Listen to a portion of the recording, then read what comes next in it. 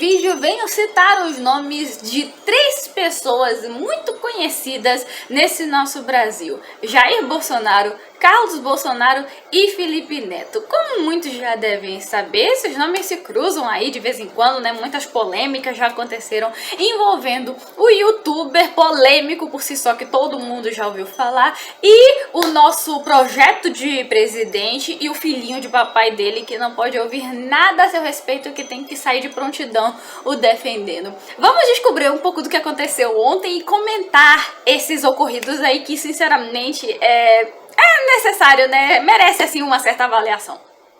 Hoje eu recebi um carro da polícia na minha casa, trazendo um mandado de intimação para que eu compareça à delegacia para responder a uma notícia crime. E fiquei muito espantado quando vi que eu estava sendo acusado de crime contra a segurança nacional.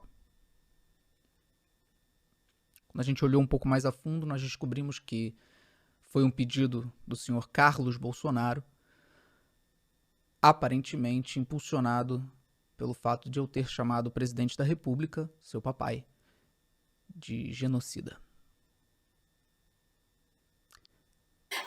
Para deixar bem informado aqueles que ainda estão meio desatualizados dos recentes eventos, na semana passada começou o rebuliço nas redes sociais do vereador Carlos Bolsonaro, filho do presidente, a respeito de uma queixa-crime que ele prestou contra o youtuber e empresário Felipe Neto e a atriz e modelo Bruna Marquezine em respeito a supostas violações à Lei da Segurança Nacional que ambos teriam cometido em suas redes sociais, e culminou em uma intimação que chegou para o influenciador na casa dele ontem e que também foi postado por ele nas redes sociais, no Twitter, enfim. Isso tudo teve início quando saiu uma reportagem falando que o presidente Bolsonaro havia pedido ao governo que divulgasse a vacina para o Covid como sendo algo maléfico, divulgando assim os malefícios que a vacina traria para a população brasileira.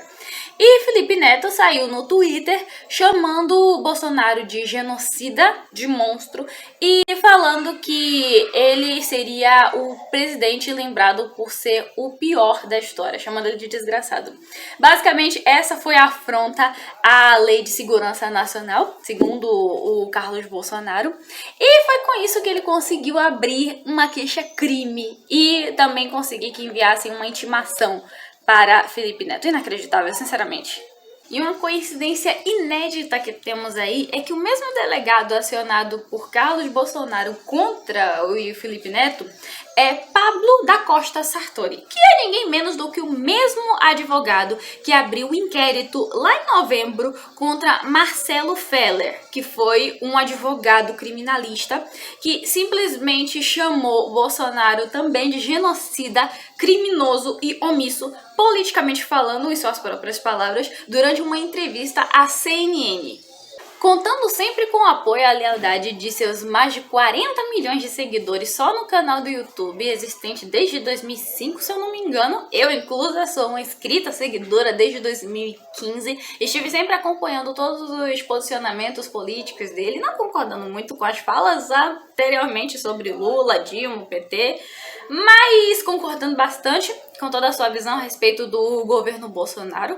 Não foi à toa que ele apareceu no jornal The New York Times, lá em julho de 2020, e com as críticas dele em relação à gestão da pandemia e às políticas de Bolsonaro, ele também já foi muito escrachado pelos setores bolsonaristas, né? Os bolsominions fazem uma campanha bem acirrada para a difamação dele, tanto é que em novembro ainda do ano passado, ele foi indiciado por crime de corrupção de menores, simplesmente pela oposição e pela influência que ele tinha em relação aos pensamentos dele contrários ao governo Bolsonaro. Bom, processos judiciais de opositores não é nenhuma novidade para Felipe Neto, né? Todo mundo já sabe que ele já é um conhecedor assíduo desse tema específico. Mas esse processo, assim como todos os outros, não vão dar em absolutamente nada. E Bolsonaro sabe muito bem disso. Porque o que ele está fazendo não é nada mais nada menos do que seguindo os ensinamentos do grandíssimo guru dele, Olavo de Carvalho, que todo mundo sabe, quem não sabe ainda vai ficar sabendo agora, que sempre teve como característica esta paixão que ele tem por usar da intimidação e do assédio judicial para tentar se defender de opositores e qualquer um que se meta a criticar eles.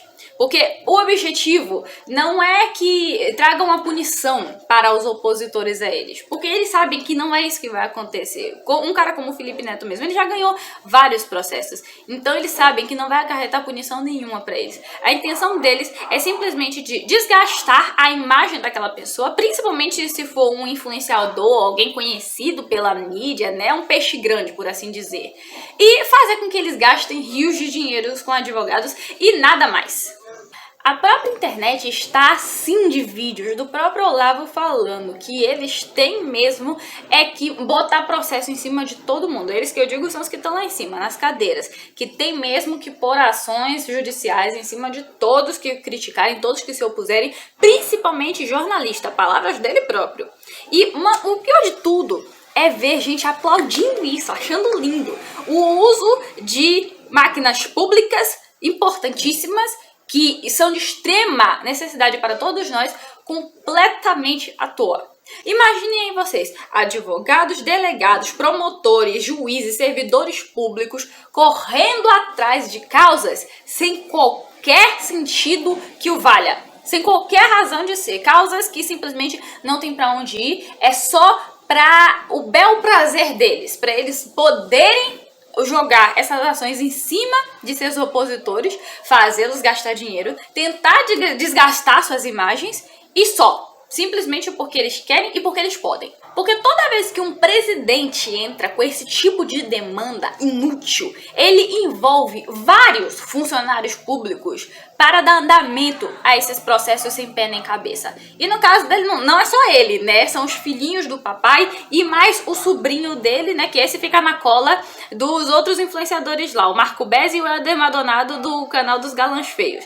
É sempre assim, tipo, não pode abrir a boca. É a política do cala a boca, que ninguém pode se opor, ninguém pode dar sua opinião. Acabou a era da liberdade de expressão. Ou seja, você pode se expressar sim se você for a favor, se você for pra rua bater panela, bater palma e gritar mito, aí sim você pode. Mas se você tiver que se opor pra reclamar que metade do Brasil tá morrendo de fome e desemprego, a outra metade tá morrendo de Covid, simplesmente porque o nosso presidente não liga a mínima para o que está acontecendo conosco e prefere ficar espalhando fake news à torta e à direita e se preocupar com quem tá falando mal e deixando de falar dele, fica um pouquinho difícil de manter a situação ali sob controle.